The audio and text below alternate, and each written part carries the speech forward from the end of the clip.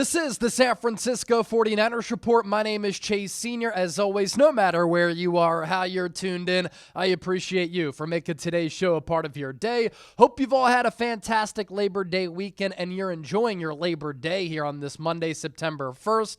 And there's a lot to get into here on the 49ers Report as Niner fans going to be really excited about the news that we have coming up here heading into this Week 1 matchup against the Seattle Seahawks, as today the 49ers officially started their prep to take on the Seahawks on Sunday. Before we get to all of that, today's show sponsored by our friends at Prize Picks. And look, you and I make decisions every day, but on Prize Picks, being right can get you paid. Don't miss any of the excitement this season on Prize Picks, where it's good and it's great to be right. Prize Picks is very simple to play. All you do is pick more or less on 2 to 6 player stat projections, and if you get your picks right, you could cash in. And there are some examples of how the more or less game works. For instance, and keep in mind that projections are subject to change week to week, but this is just an example. Saquon Barkley, more or less than 1 rushing touchdown. Joe Burrow or Brock Purdy, more or less than 2.5 passing touchdowns. Josh Allen, more or less than 270 passing yards. Prize Picks also invented the flex play, which means that you can still cash out if your lineup isn't perfect, and you can double your money even if one of your picks does not hit. Prize Picks is the best way to win cash this football season. Which players are going off? Which ones aren't? Make your picks in less than 60 seconds and turn your takes into cash all season long on Prize Picks. The best place to win cash while watching sports. Join millions of users and sign up today. Download the Prize Picks app. Use the code CLNS to get $50 in lineups after you play your first $5 lineup. That's code CLNS to get $50 in lineups after you play your first $5 lineup. Prize Picks, it's good to be right. All right, 49ers injury news. All throughout preseason, all throughout training camp, usually we have talked about negative instances on the 49ers injury report. Today, some great 49ers injury news. Are you kidding me? So back at practice today for San Francisco, wide receiver Jauan Jennings, wide receiver Russell Gage, right guard Dominick Puni, defensive tackle Kalia Davis, defensive lineman Yetur Gross-Matos. Jauan Jennings, Russell Gage, Dominick Puni, Kalia Davis could all realistically start for San Francisco in this Week 1 divisional tilt. Hostile rivalry inside the NFC West on Sunday. And Yetur Gross-Matos passed his physical. He was a surprising player to make the initial 53, but he will most likely play a pretty important role for this year if he can stay healthy as a backup defensive end behind Mykel Williams, Nick Bosa, of course, and Bryce Huff. The only player on the 53-man roster for San Francisco not practicing today, wide receiver, 4th-round pick out of Ole Miss, Jordan Watkins, who's expected to be ready at some point within the first month of the year. Ladies and gentlemen, this is the healthiest that the San Francisco 49ers have been in quite some time. And this is huge going into Week 1 on Sunday in a game that I think is going to be feisty. It's going to be challenging. It's going to be close going up against the Seattle Seahawks.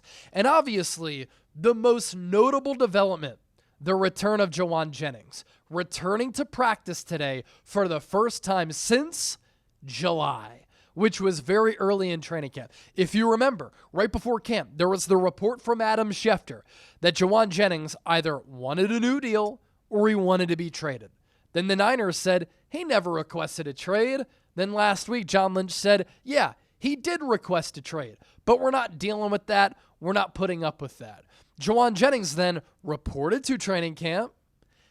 He practiced a couple of times. He looked really good.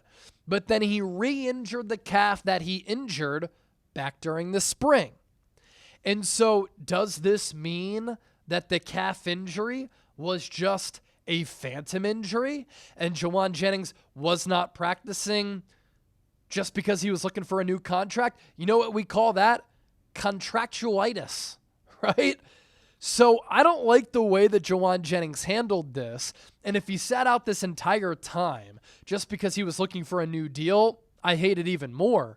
But look, we're talking football here. We're talking about a week 1 matchup between the Niners and the Seahawks, one of the best rivalries over the last 15 years in the NFL.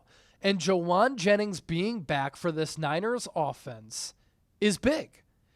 He also came back on the day that former Niner Kendrick Bourne, who was with this team originally as UDFA, then was with this squad from 2017 through 2020, visited the 49ers. Of note, Kendrick Bourne visiting Santa Clara today on a tryout basis on the transaction wire. So that's an indication he went through an on-field workout of some sort, and the Niners are looking at signing him, and they got to look at him in person, doing some drills, doing some type of workout. So they want to gauge where he is physically. And so that's also a notable development here. Jauan Jennings probably feeling a little bit of pressure because if he didn't practice today, maybe that would open up an opportunity to sign Kendrick Bourne and for the Niners to maybe trade Jauan Jennings. Or if he didn't practice, the Niners could have put him on IR, which would have opened up a roster spot. Then he wouldn't have been eligible to play for the early portion of the season. But with Jennings practicing, does that mean the Niners aren't going to sign Kendrick Bourne? Will they still sign Kendrick Bourne because they still are banged up at the wide receiver position? To be determined.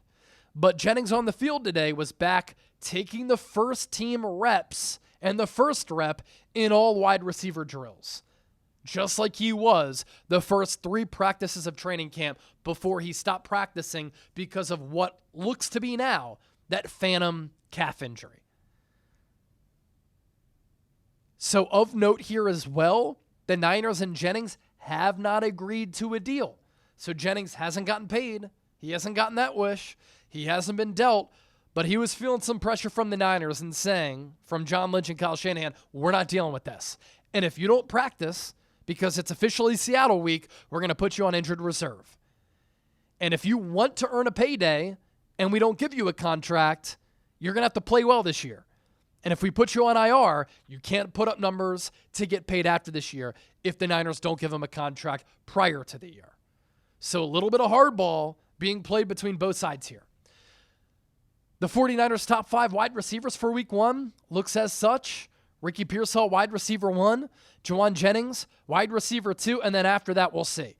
Russell Gage in the mix. Marquez Valdes-Scantling in the mix. He'd be going up against his former team in Seattle. And then Sky Moore, I imagine, would be a part of that receiver core. Robbie Chosen could be elevated from the practice squad to the game day roster. And so big developments at the wide receiver position for San Francisco today. So obviously elsewhere on the Niners injury report, as I mentioned, Russell Gage coming back off that knee sprain. Dominick Puni looks to be in full. Defensive tackle Kalia Davis. Yetur Gross-Matos. All of those players are significant one way or another for the Niners in week 1, but also beyond here in 2025. And I saw this funny tweet from Tim Kawakami. He was on hand for practice today. I walked into practice, he said, and it looked like the Niners had 400 healthy players today after what it's been like the last few weeks when they have been beaten up, they have been shorthanded, barely able to do drills at some point, and just signing players off the street left and right. So to be this healthy, it's literally the healthiest that they've been, maybe going back to 2023.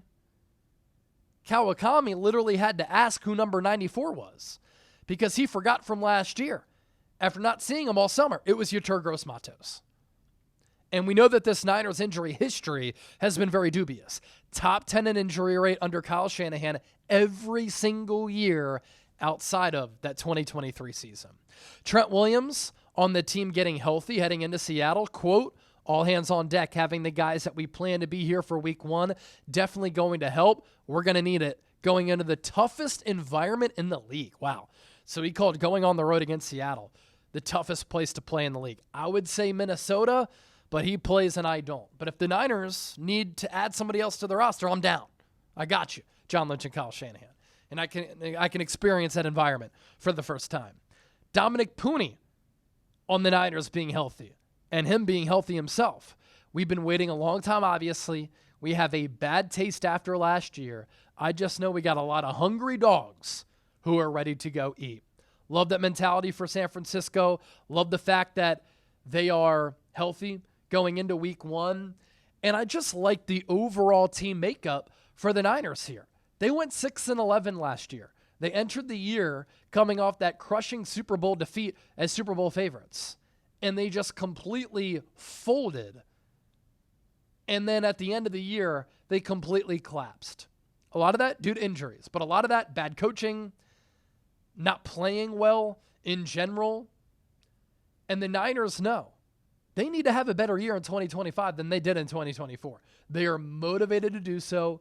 They feel the pressure to do so. And you combine that mentality of being hungry and motivated with also being younger, more athletic, and of course, having health on your side.